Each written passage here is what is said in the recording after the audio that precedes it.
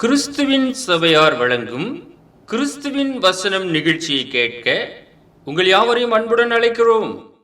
கிறிஸ்துவின் வசனம், இது கிறிஸ்தவர் கீதம்.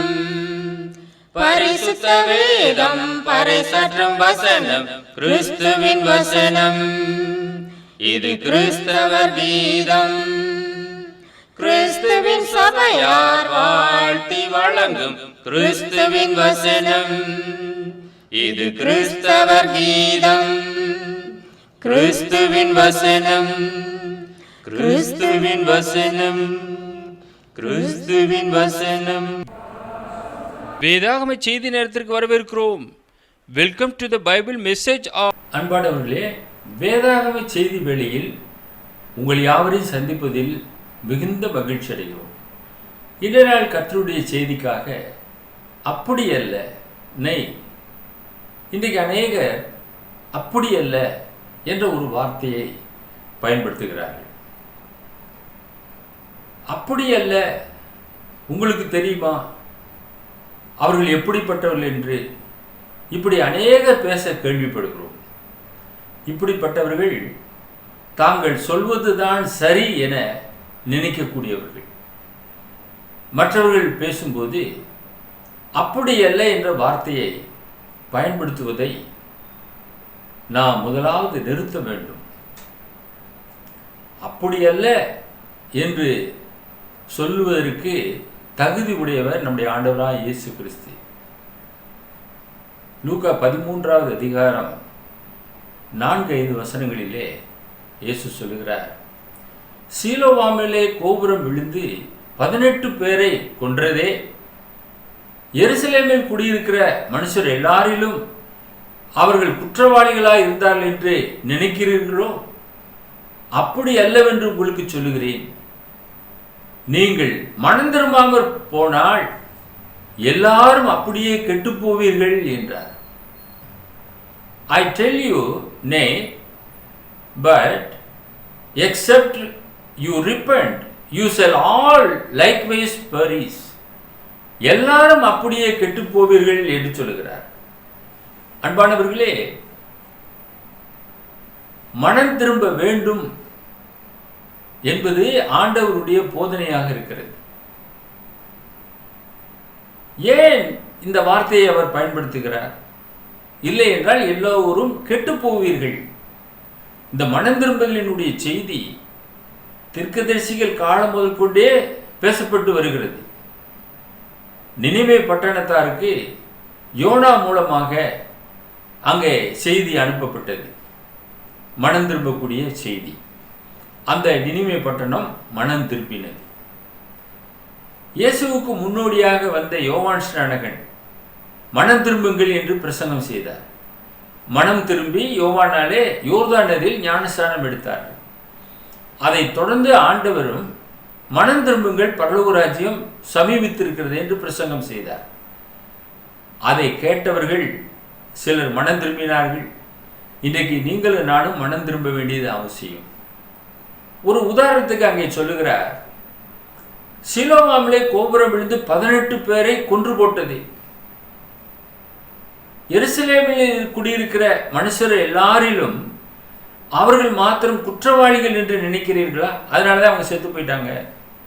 அதனால தான் அந்த கோபுரம் விழுந்து அந்த 18 பேரை கொன்று போட்டது. அவர்கள் என்ன பாவம் செய்தார்களோ என்று நீங்கள் நினைக்கிறீர்களா? அப்படி அல்லவென்று உங்களுக்கு சொல்லுகிறேன். இந்த அப்படி அல்ல என்ற வார்த்தையை ஆண்டவராய் இயேசு கிறிஸ்து அங்கே பயன்படுத்துகிறார். அப்படி அல்லவென்று உங்களுக்கு சொல்லுகிறேன், நீங்கள் மனம் திரும்பாமற் போனால் எல்லாரும் அப்படியே கெட்டு போவீர்கள். ஆக மனம் திரும்ப வேண்டும் என்பதற்காக அப்படி அல்ல என்ற ஒரு வார்த்தையை பயன்படுத்துகிறார். இந்த வார்த்தையை அநேகர் பிடித்து கொண்டு அப்படி அல்ல என்று எப்ப பார்த்தாலும் சொல்ல ஆரம்பிக்கிறார்கள். அதற்காகவே தான் இந்த செய்தியை வேதத்திலிருந்து நாங்கள் எடுத்திருக்கின்றோம். இரண்டாவதாக நாம் பார்க்கும்போது இந்த அப்படி அல்ல என்ற ஒரு வார்த்தையை பயன்படுத்தினது பேதுரு. அப்போஸ்தலர் நடவடிக்கைகள் 10வது அதிகாரம் 13-16 வசனங்கள். அல்லாமலும் பேதுருவே எழுந்திரு, அடித்து புசி என்று அவனுக்கு சொல்லும் ஒரு சத்தம் உண்டாயிற்று. அதற்கு பேதுரு, அப்படி அல்ல ஆண்டவரே, தீட்டும் அசுத்தமாயிருக்கிற யாதொன்றை நான் ஒரு காலம் புசித்ததில்லை என்றான். அப்பொழுது தேவன், சுத்தமாக்கினவைகளை நீ தீட்டாக எண்ணாதே என்று 2ஆம் தரமும் சத்தம் அவனுக்கு உண்டாயிற்று. 3ஆம் தரமும் அப்படியே உண்டாயிற்று. பின்பு அந்த கூடு திரும்ப வானத்துக்கு எடுத்து கொள்ளப்பட்டது. அன்பானவர்களே, ஒரு சில காரியங்களை சில பேருக்கு 2-3 முறை சொன்னாதான் அவங்களுக்கு அது புரியும், ஏற்றுக்கொள்ளவும் செய்வார்கள். அதை போலதான் பேதுரு இடத்துல எப்பொழுதுமே ஒரு 3 முறையாவது திரும்ப திரும்ப கேட்கப்படுகிறது. ஆண்டவராய் இயேசு கிறிஸ்து, என் ஆடுகளை மேய்ப்பாயாக, என் ஆட்டுக்குட்டிகளை மேய்ப்பாயாக என்று 3 முறையும் அவனோடு கூட கேட்டார். அவனோ துக்கப்பட்டு, ஆண்டவரே நீர் எல்லாவற்றையும் அறிவீர் என்று ஒத்துக்கொண்டு அதை ஏற்றுக்கொண்டான். அதை போல இந்த இடத்துலையும் பாருங்க, 3 முறை அந்த கூடானது இறங்குகிறது. அதில் அசுத்தமான விலங்குகள்லாம் அதில் இருக்கிறது. தீட்டும் அசுத்தமாக இருக்கிற யாதொன்றை நான் ஒரு காலம் புசித்ததில்லை என்று சொல்கிறார். அதற்கு அங்கே கர்த்தருடைய வார்த்தை என்ன சொல்லுகிறது? தேவன் சுத்தமாக்கினவைகளை நீ தீட்டாக எண்ணாதே என்று 2ஆம் தரமும் சத்தம் அவனுக்கு உண்டாயிற்று. 3ஆம் தரமும் அப்படியே உண்டாயிற்று. பின்பு அந்த கூடு திரும்ப வானத்துக்கு எடுத்துக்கொள்ளப்பட்டது. அவனோ என்ன சொல்கிறான்? அப்படியல்ல ஆண்டவரே, தீட்டும் அசுத்தமாயிருக்கிற யாதொன்றே நான் ஒரு காலம் புசித்ததில்லை என்று சொல்கிறான். அங்கே தேவனுக்கு ஆலோசனை சொல்லுகிறவனாக அவன் காணப்படுகிறான். கர்த்தருடைய வார்த்தைக்கு விரோதமாக சொல்லக்கூடியவனாக இருக்கிறான். அப்படி அல்ல ஆண்டவரே என்று சொல்கிறான். இதை போலதான் அநேகர் என்ன திரும்ப திரும்ப சொன்னாலும் அப்படி அல்ல என்று அவர்கள் பிடிவாதமாக ஏதாவது ஒரு காரியத்தை சொல்லி அதை மட்டுப்படுத்தும்படியாக நினைப்பார்கள். ஆனால் பரிசுத்த வேதாகமத்திலே அதற்கு இடமில்லை. தேவன் ஒருவரே அந்த வார்த்தைக்கு பொருத்தமானவராக இருக்கிறார். அவர் தான் அதை சொல்ல முடியும். அப்படி அல்ல என்று அவர் மாற்றி அமைக்க முடியும். வேறு ஒரு போதனையை அவர் நமக்கு கொடுக்க முடியும். நாம் எந்த ஒரு காரியத்தையும் நாம் மாற்றி அமைத்து விடவே முடியாது. நாம் அதற்கு தகுதியானவர்களே அல்ல. லூக்கா 5வது அதிகாரம் 5-6 வசனங்களுக்கு போகும்போது அதே பேதுரு அதற்கு, சீமோன் ஐயரே, ராம் முழுவதும் நாங்கள் பிரயாசப்பட்டும் ஒன்றும் அகப்படவில்லை, ஆகிலும் உம்முடைய வார்த்தையின்படியே வலையை போடுகிறேன் என்றான். அந்தபடி அவன் செய்து தங்கள் வலை கிழிந்து போகத்தக்கதாக மிகுதியான மீன்களை பிடித்தார்கள். இந்த இடத்துல பாருங்க, ராவெல்லாம் பிரயாசப்பட்டு ஒரு மீனுமே அகப்படவில்லை. ஆனால் இயேசுனுடைய வார்த்தையின்படியே வலையை போடுகிறேன் என்று சொல்லி வலை கிழிந்து போகத்தக்கதாக மிகுதியான மீன்களை பிடித்தார்கள். இங்கே அந்த வார்த்தைக்கு அவன் கீழ்ப்படிந்தான். ஒருவேளை இந்த இடத்துலையும் அப்படியல்ல ஆண்டவரே, ராவெல்லாம் பிரயாசப்பட்டு ஒன்றுமே கிடைக்கவில்லை, நீங்கள் சொன்னாப்புல விழுந்துற போதா மீன், அதெல்லாம் ஒன்றும் வராது, நாங்கள் வீட்டுக்கு போகிறோம் என்று சொல்லி அவன் போகவில்லை. இந்த இடத்துல அவன் கீழ்ப்படுகிறான். கர்த்தருடைய வார்த்தையின்படியாக வலையை போடுகிறான். அன்பான சகோதரனே, சகோதரியே, கர்த்தருடைய வார்த்தைக்கு நீ கீழ்ப்படிய வேண்டும். அப்படி அல்ல என்று கர்த்தருடைய வார்த்தைக்கு விரோதமாக நீ பேசாதிருக்க வேண்டும். மற்றவர்கள் பேசும்போது கூட அப்படி அல்ல என்று நீங்கள் மறுத்து பேசாதிருங்கள். அவங்க என்ன சொல்ல வருகிறார்கள் என்பதை முதலாவது கவனமாக கவனியுங்கள். அதற்கப்புறமாக மறுமொழி கொடுங்கள். அவர்கள் பேச விடாமல் அப்படி அல்ல, நான் சொல்வதை கேள் என்று நீங்கள் சொல்வீர்கள் என்றால் நீங்கள் அவர்கள் மேல் அதிகாரம் செலுத்துகிறீர்கள், அல்லது தவறான ஒரு காரியத்தை அவர்கள் மூலமாக திணிக்க ஆரம்பிக்கிறீர்கள் என்றுதான் அர்த்தம். கீழ்ப்படிதல் தான் அவசியம். கீழ்ப்படிதலை தான் தேவன் அதிகமாக எதிர்பார்க்கிறார். மூன்றாவதாக ஒரு ஐஸ்வர்யவானை குறித்து நாம் படிக்கிறோம். லூக்கா 16வது அதிகாரம் 27-28 வசனங்கள். அப்பொழுது அவன், அப்படியானால் தகப்பனே, எனக்கு 5 பேர் சகோதரர் உண்டு, அவர்களும் வேதனை உள்ள இந்த இடத்துக்கு வராதபடிக்கு அவன் போய் அவர்களுக்கு சாட்சியாக அறிவிக்கும் பொருட்டு நீர் அவனை என் தகப்பன் வீட்டுக்கு அனுப்பும்படி உம்மை வேண்டிக் கொள்ளுகிறேன் என்றான். ஒரு ஐஸ்வர்யவானும் மரித்தான்.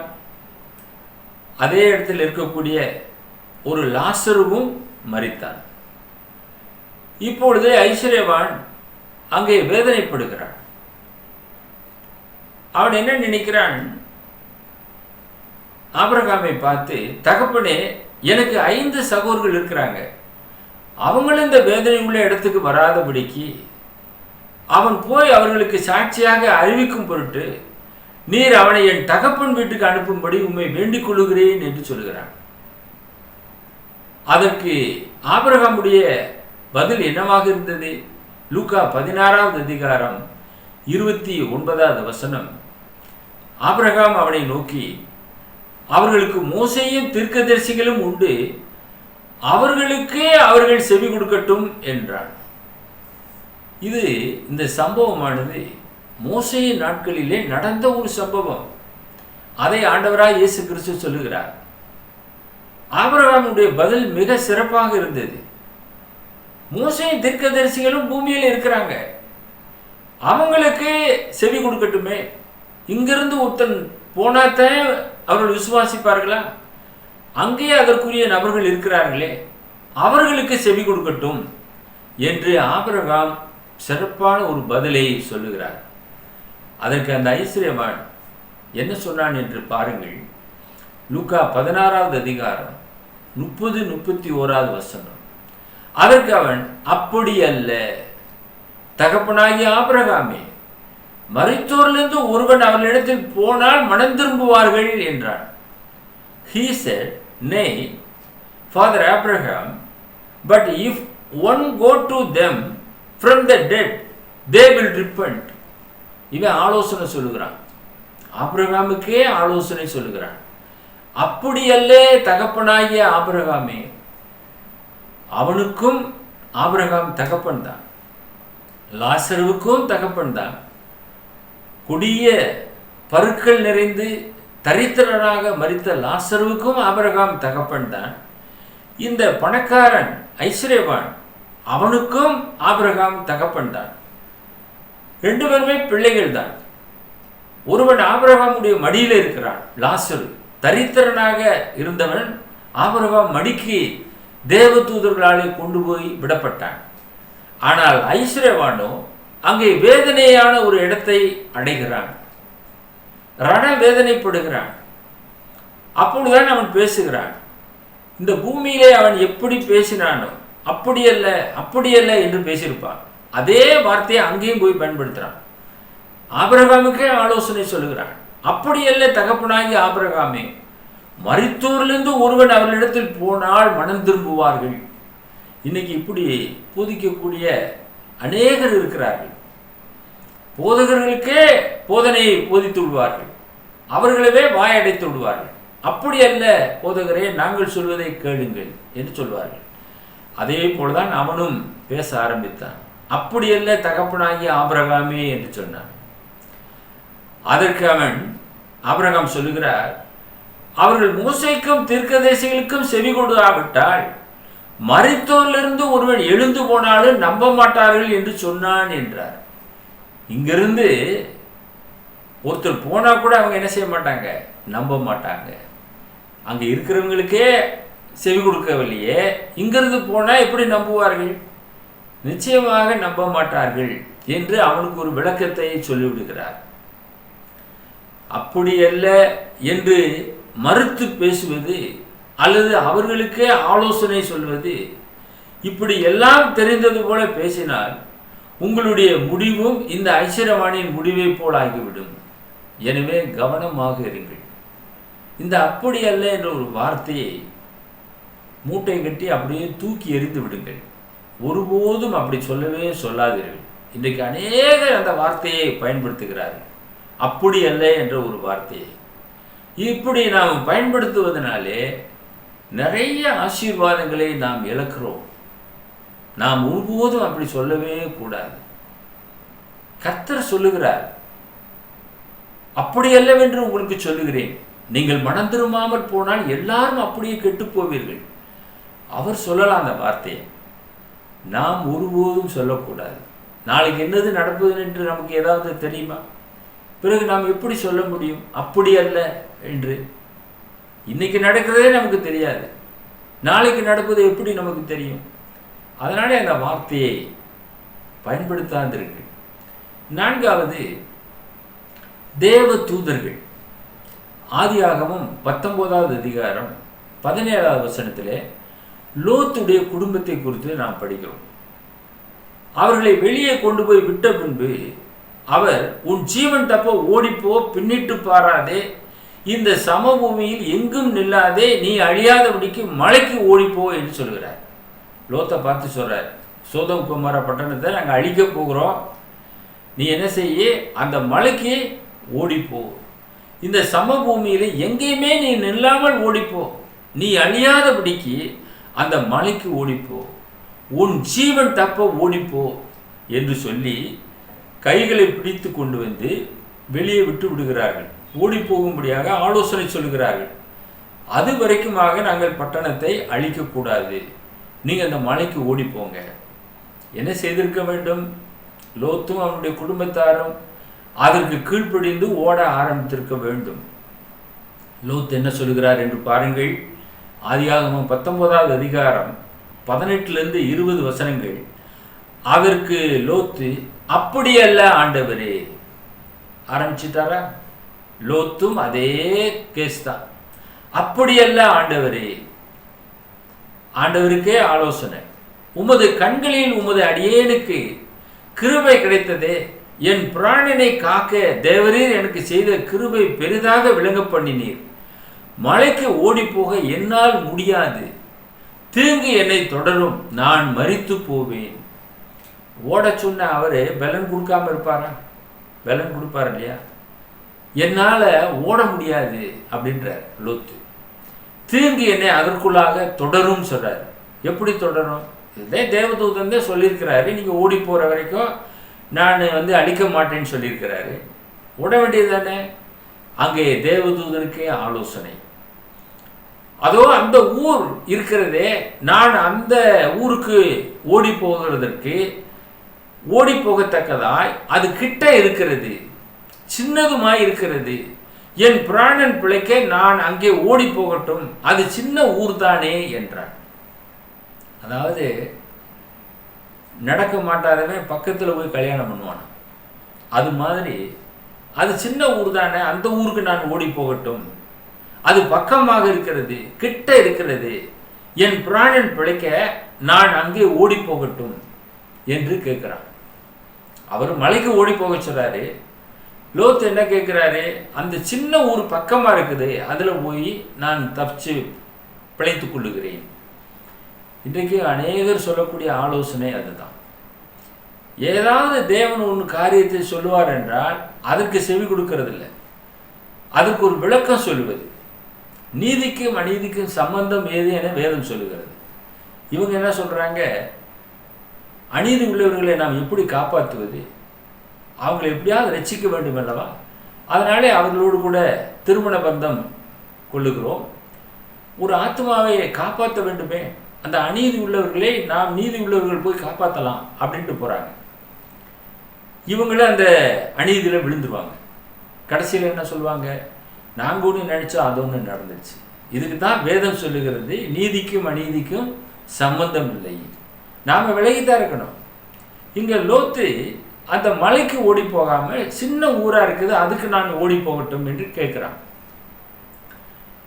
அதற்கு அவர் என்ன சொல்றாரு? நீ கேட்டுக்கொண்ட ஊரை நான் கவிழ்த்து போடாதபடிக்கு இந்த விஷயத்திலும் உனக்கு அனுக்கிரகம் பண்ணினேன், தீவிரமாய் அங்கே ஓடி தப்பித்துக்கொள், நீ அங்கே போய் சேரு மட்டும் நான் ஒன்றும் செய்யக்கூடாது என்றார்.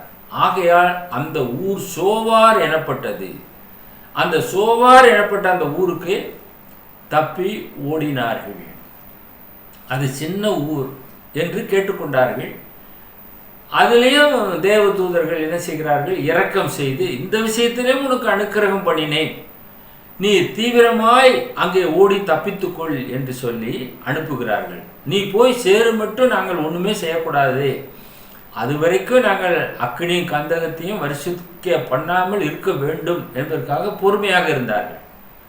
பின்பாக என்ன நடந்தது? தேவதூதர்களே ஏற்கனவே சொன்னார்களே மலைக்கு ஓடி போக சொல்லி.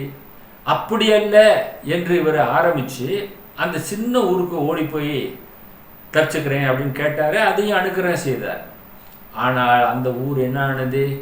ஆதியாகமம் 19வது அதிகாரம் 30வது வசனம், பின்பு லோத்து சோவாரிலே குடியிருக்க பயந்து சோவாரை விட்டு போய் அவனும் அவனோட கூட அவனுடைய 2 குமார்த்திகளும் மலையிலே வாசம் பண்ணினார்கள். எங்க வாசம் செய்ய சொன்னாரோ இப்போ அந்த இடத்துக்கு மறுபடியும் போறாங்க. அங்கே அவனும் அவனுடைய 2 குமார்த்திகளும் ஒரு கெவியிலே குடியிருந்தார்கள். அவனுடைய மனைவியை பின்னிட்டு பார்த்து உப்புத்தூணாக போனாள். அவ்வளவுதான், அதோட சரி. பின்னிட்டு பாராமல் ஓடுங்கன்னு சொன்னாரு. லோத்தின் மனைவியை பின்னிட்டு பார்த்து உப்புத்தூணாக மாறி போனாள். அது இன்றும் அங்கே உப்புத்தூணாக இருக்கிறது. அதை நீங்க போயினா பார்க்கலாம். அன்பானவர்களே, அப்படி அல்ல என்று சொன்னதுனாலே இவனுக்கு என்ன ஆனது?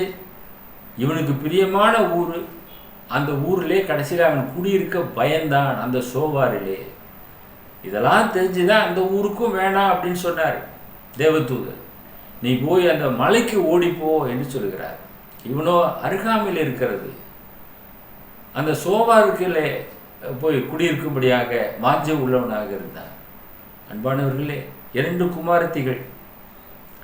அங்கே அவர்களுக்கு எப்படிப்பட்ட ஒரு பழக்க வழக்கம் வந்திருக்கும்? அந்த ஊரில் இருந்த கலாச்சாரம் அவர்களை பற்றி பிடித்திருக்கும். பிள்ளையாண்டா நடக்க வேண்டிய வழியிலே அவனை நடத்து, முதிர் வயதிலும் அதை விடாதிருப்பான். இவர் லோத்து ஒரு நீதிமான், ஆனால் பிள்ளைகளை அந்த விதமாக அவர்கள் வளர்க்கவில்லை. அங்கேயே திருமணம் செய்யும்படியாகத்தான் அவர் அதிகமாக முயற்சி எடுத்துக் கொண்டிருந்தார் அந்த பெண் பிள்ளைகளுக்கு. அது தவறு. நீதிக்கும் அநீதிக்கும் சம்பந்தமே இல்லை. தேவனுடைய பிள்ளைகள் தேவனுடைய பிள்ளைகளோடு தான் உறவு வைக்க வேண்டும்.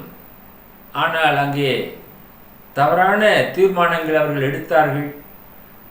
அந்த குடும்பம் முழுவதுமாக லோத்தை தவிர எல்லாமே மாறி சென்று விட்டார்கள் என்று நாம் பார்க்கிறோம். பிரியமானவர்களே, அப்படி அல்ல என்ற ஒரு வார்த்தையை பயன்படுத்துவதை நாம் தவிர்க்க வேண்டும். ஏனென்றால் ஆண்டவராய் இயேசு கிறிஸ்து நாம் மனம் திரும்புவதற்காக அப்படி அல்லவென்று உங்களுக்கு சொல்லுகிறேன் என்று சொல்லுகிறார். அது நலமான காரியத்திற்காக அவர் சொல்லுகிறார். அவர் அதற்கு பொருத்தமானவர். நம்மை சரி செய்யும்படியாக அப்படி அல்லவென்று நமக்கு சொல்லுகிறார். ஆக நாமும் அதே வார்த்தையை பல பேரிடத்துல பேசும்போது அப்படி அல்ல அப்படி அல்ல என்று நாம் சொல்லுவோம் என்றால், நாம் ஏதோ அதிகமாக கற்றுக்கொண்டதைப் போல, நாம் சொல்ல வருவதுதான் சரி என்பதைப் போல மற்றவர்களை மட்டுப்படுத்தி அப்படி அல்ல என்று நாம் பேச ஆரம்பிக்கிறோம். இங்கே நாம் தியானம் செய்தோம், பேதுருவை குறித்து தியானம் செய்தோம். பேதுருக்கு அந்த காரியங்கள் காட்சி அளிக்கும் போது அவன் அப்படியல்ல ஆண்டவரே, நான் தீட்டும் அசுத்தமானதை நான் புசித்ததில்லை என்று சொல்லுகிறான். ஆனால் புறஜாதிகளை விளக்கக்கூடாது என்பதற்காக அவனுக்கு உணர்த்துதலாக இந்த காரியங்களை சொல்லுகிறார். அப்ப அழைக்கப்பட்ட அந்த வீட்டிற்கு அவன் தாமதம் இல்லாமல் கடந்து சென்றால் அந்த குடும்பம் முழுவதுமாக இரட்சிப்பின் பாத்திரமாக மாறினது என்று நாம் பார்க்கிறோம். ஆக தேவன் ஒரு நலமான காரியத்திற்காக பேதுருக்கு இந்த காரியங்களை உணர்த்தினார். ஆனால் அவனோ அப்படியல்ல என்று சொன்னான். ஆனால் 3 முறைக்கு இந்த காரியங்கள் திரும்ப திரும்ப அவனுக்கு உணர்த்தும் போது பின்பதாக அவன் ஏற்றுக்கொள்கிறான். ஆக அன்பானவர்களே, சில காரியங்கள் நமக்கு உணர்த்தப்படுகிறது, அதை நாம் தவிர்ப்பது நல்லது. இந்த மாதிரி நாம் பேசிக்கொண்டே இருந்தோம் என்றால் மற்றவர்களை நாம் மட்டுப்படுத்தி கொண்டே இருக்கிறோம். நான் சொல்றதை தான் நீங்க கேட்கணும், நீங்க சொல்றதை நான் ஒன்றும் கேட்கணும் அவசியம் கிடையாது அப்படின்ற ஒரு முடிவுக்கு நீங்கள் வந்து விடுவீர்கள். எனவே இந்த அப்படியல்ல என்று சொன்ன நபர்களை குறித்து நாம் தியானம் செய்தோம். ஐஸ்வர்யவான் பாருங்க, அங்கே வேதனை கொள்ளுகிறான், அங்கே ஆபிரகாமுக்கே ஆலோசனை சொல்லுகிறான். அப்படியல்ல என்ற ஒரு ஆலோசனை சொல்லுகிறான்.